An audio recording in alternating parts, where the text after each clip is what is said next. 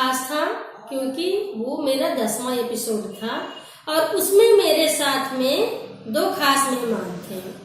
इस बार के शो में भी मैं कुछ खास मुद्दों पर चर्चा करना चाहती हूँ। हर बार के शो में मैं महिला हिंसा के बारे में बात करती हूँ और इस बार भी मैं महिला हिंसा के मुद्दों को लेकर के शुरुआत कर रही हूँ। फेसबुक में एक लिस्ट जारी की गई है जिसमें आरोप लगाया गया है कि स्कूलों और कॉलेजों में महिलाओं के साथ में हिंसा करने वाले प्रोफेसरों का नाम उस लिस्ट में शामिल किया गया है। उस लिस्ट को लेकर के काफी चर्चा हो रही है। कई लोग लिस्ट के पक्ष में हैं तो कई लोग उसके विपक्ष में भी हैं। इस तरह की लिस्ट को पोस्ट करके एक तरह से कानून को दरकिनार किया जा रहा है और उन प्रोफेसरों का मुंह काला किया जा रहा है। कानून और न्याय की प्रक्रिया पर हमें भरोसा है।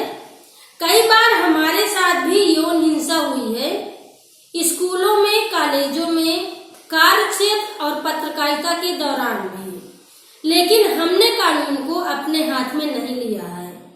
अभी हाल ही में योगी चित्रकूट जिला आए हुए थे और उनसे मिलने के लिए बहुत सारी ग्रामीण महिलाएं आई थी। एक महिला आई थी, हाथ में एप्लीकेशन लिए हुई थी। उसकी उम्र लगभग 55 साल की रही होगी। पुलिस वाले उस बूढ़ी औरत को अंदर नहीं जाने दे रहे थे। उस औरत ने कहा कि मुझे योगी जी से मिलना है। पता है पुलिस वालों ने क्या कहा? उस पुलिस वाले ने कहा कि अगर योगी जी से मिलना है तो उसके बेडरूम में मिलना है। अरे मैं कहती हूँ शर्म आनी चाहिए ऐसी बात कहने पर। मेरी सहेली ने जब उस पुलिस वाले की शिकायत की तो मेरी सहेली से कहा गया कि आपने उस पुलिस वाले को चप्पल क्यों नहीं मारी है। मेरी सहेली चाहती थी कि वर्दी पहने उस पुलिस वाले को सजा मिले, उसके ऊपर कार्रवाई हो, लेकिन वो कानून को अपने हाथ में नहीं लेना चाहती थी। अभी हाल ही में मैं अपने पिछले शो का लिंक शेयर करना चाहती थी और रात 11 बजे धोखे से मेरी फोटो व्हाट्सएप के सारे ग्रुपों में चली गई और उसके थोड़ी देर के बाद में लोगों के कमेंट आना शुरू हो गए। व्यक्तिगत में लोगों ने चैट करना शुरू कर दिया। मेरे फेसबुक में, मेरे व्हाट्सएप में लोगों के वीडियो कॉल आना रात में शुरू हो गए। मैं एक फोन काटती कि दूसरी कॉल आ जाती। मजबूरन बस मुझे अपना फोन स्विच ऑफ करना पड़ा। ऐसे लोगों की लिस्ट अब मैं भी जारी करने वाली हूँ जिसमें मेरे अपने जानने पहचानने वाले सहेलियां और लोग होंगे। ये लिस्ट कितनी बड़ी होगी ये कहना भी मुश्किल है। मेरी कई अपनी सहेलियां और दोस्त हैं जिनके साथ में कार्य क्षेत्र में हिंसा हुई है। उनके कपड़ों को लेकर के कमेंट किया गया, उनके शरीर को लेकर के छींटाकशी की गई है। मेरी सहेलियों ने बताया कि वो उस समय बोलना तो चाहती थी लेकिन चुप रही क्योंकि उनको वहीं पर रह करके काम करना है। वहीं के प्रशासन से, वहीं के लोगों से जवाबदेही लेना है और अगर वो बोलती हैं तो उनको दोबारा से वो जवाबदेही नहीं मिलेगी। इसलिए खून के घूंट पी करके रह जाते हैं।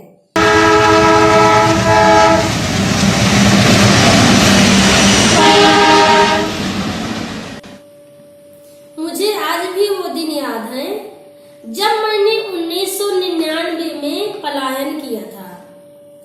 चित्रकूट से दिल्ली जनरल बोगी में और दिल्ली से पंजाब जनरल बोगी में और पंजाब से टेम्पो में भट्टे तक की यात्रा मैंने की थी। दोस्तों मेरे पास में पैसे नहीं थे। मैंने अपने रिश्तेदारों से 500 रुपए कर्ज लेकर के पलायन के लिए ठान ली थी।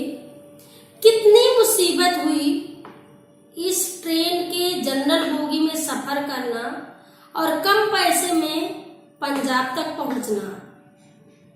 ये कहना बहुत मुश्किल हो रहा है। जब मैं पंजाब तक तो पहुंच गई लेकिन अब वहां पर मुझे रोजगार नहीं मिल रहा था। जिस भी ईंट भट्टे में मैं जा रही थी मुझसे ईंट काटने का अनुभव पूछा जा रहा था और ईंट काटना मुझे आता नहीं था। एक भट्ठे के बाद दूसरे भट्टा, दूसरे भट्ठे के बाद तीसरे भट्ठे में चक्कर काटती रही और बहुत हताश हो गई, बहुत परेशान हो गई। किसी एक व्यक्ति ने मेरा साथ दिया और उसने कहा कि तुम हमारे साथ में पहले ईंट काटना सीख लो। मैं इस बात पे राजी हो गई और मैंने ईंट काटना सीखना शुरू कर दी। उस जमाने की इतनी कड़ाके की ठंड कि पानी एकदम बर्फ के समान होता था, इतना धुंध, इतना कोहरा, और 3 बजे रात से जग करके काम करना होता था। जो सूखी मिट्टी होती थी उसको फावड़े से मिट्टी को काटते थे, जनरेटर चला करके पानी निकालते थे, फिर मिट्टी को भिगोते थे, मिट्टी हाथों से सान करके जो उसकी लोनी थी एकदम मैदे के जैसे बनाते थे, तब जाकर के ईंट काटने लायक मिट्टी बनती थी। इतनी कड़ी मेहनत और इतनी मुसीबत के बाद में मैं 1 साल में 10,000 रुपए लेकर के बुंदेलखंड वापस आए। वो दिन मुझे आज भी याद है। बस उस याद के लिए एक छोटी सी लाइन कि याद आता है गुजरा जमाना मुझे, याद आता है गुजरा जमाना मुझे, जैसे तुम आज तक मुझे भूला न हो। बुंदेलखंड में 2 बड़ी फैक्ट्री हैं। एक फैक्ट्री है चित्रकूट जिला के बरगढ़ क्षेत्र में ग्लास फैक्ट्री और दूसरी है बांदा जिला में कताई मिल। दोनों फैक्ट्रियां कई सालों से बंद पड़ी हुई हैं और कई सालों से लगातार सूखा भी पड़ रहा है। लोगों के पास में कुछ भी रोजगार नहीं है। एक तरफ सूखा की मार झेल रहे हैं लोग और दूसरी तरफ फैक्ट्रियां बंद है, किसी तरह का रोजगार नहीं है, लोगों के पास खाने के लिए नहीं है। और इस स्थिति में एक ही चारा बचता है और वो है पलायन। नरेगा है जिस पर लोगों को भरोसा था कि कुछ रोजगार मिलेगा, लेकिन वो भी नाकाम साबित हो रही है। मजदूर को उम्मीद होती है कि वो दिन भर मजदूरी करे और शाम को या कुछ दिन के बाद उसके हाथ में कुछ पैसे हो ताकि वो पेट रोटी का जुगाड़ कर पाए, लेकिन ऐसा हो नहीं रहा है। इसलिए लोग दुखी हैं और बुंदेलखंड के लोग पलायन करने के लिए मजबूर हो रहे हैं। पिछले महीना मैं जनरल बोगी में सफर कर रही थी। मैं जनरल बोगी में जैसे घुसी वहां पर पैर रखने के लिए जगह नहीं थी। सवारियों से बोगी खचाखच भरी हुई थी और जो सवारी थी उसमें से सबसे ज्यादा लोग पलायन करने वाले थे। लोग अपने छोटे छोटे बच्चों को कपड़े का थैला बना करके ट्रेन की खिड़की में टांगे हुए थे। रात भर लोग पानी पीने के लिए तरस गए, बाथरूम जाने के लिए तरस गए। इस मुसीबत भरी यात्रा को मैंने देखा और मेरे मन में उसी समय एक सवाल आया कि क्यों न मैं इस पलायन को दोबारा से और नजदीकी से देखूं। मैंने अपने टीम में आकर के इसकी चर्चा की और हमने बुंदेलखंड के पलायन को और नजदीकी से देखने के लिए ठान ली।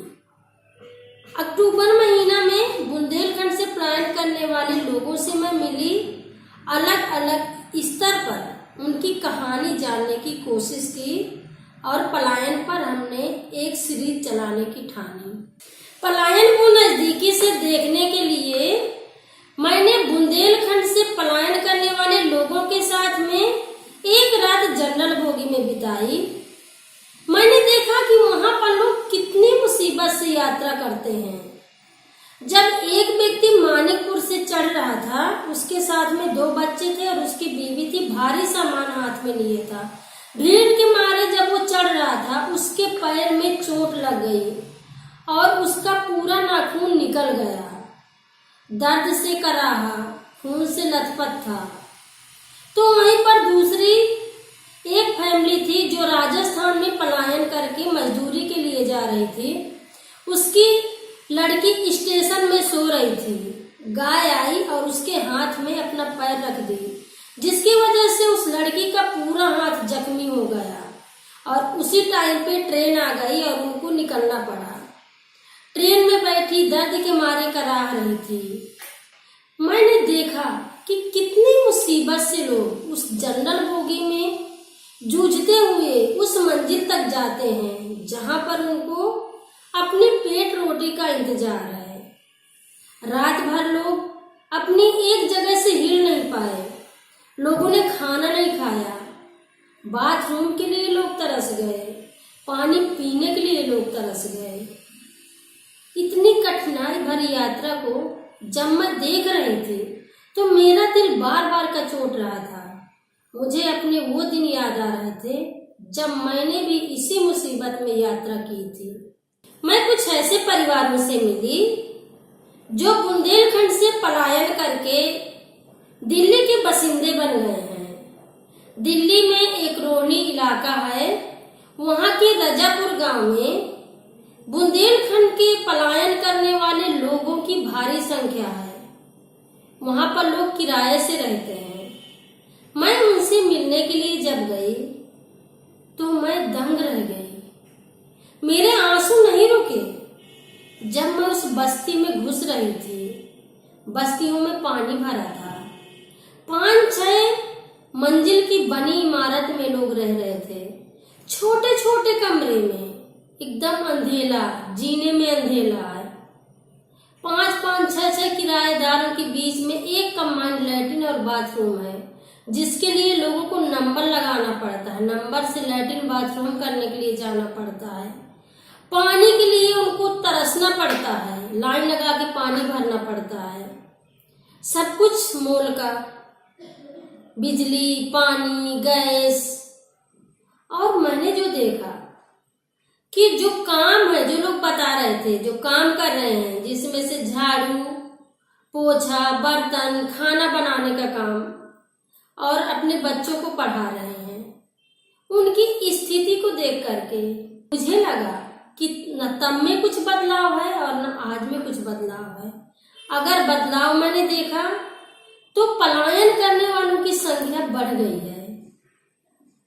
मैं सोचती हूँ कि क्या बुंदेलखंड के हालात और बुंदेलखंड की स्थिति कभी बदल पाएगी?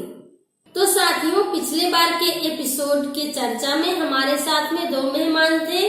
उनकी चर्चा आप लोगों को कैसी लगी और ये वाला एपिसोड आपको कैसे लगा, जरूर से हमको लिख करके भेजिए। अगले शो में फिर मिलते हैं करारी बातों के साथ में। तब तक के लिए नमस्कार।